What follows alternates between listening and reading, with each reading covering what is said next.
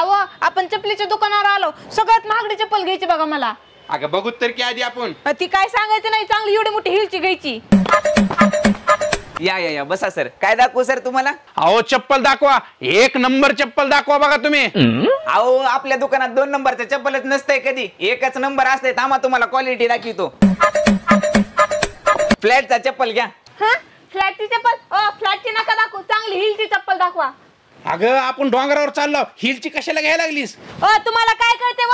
मला हिलची चप्पल घालायची म्हणल्यानंतर हिलची चप्पल घालायची. अहो तुम्हाला डोंगरावर जायचंय, ती चप्पल तुटून खाली पडल्यावर तुम्ही माईच्यान म्हणतो तुम्ही पडती.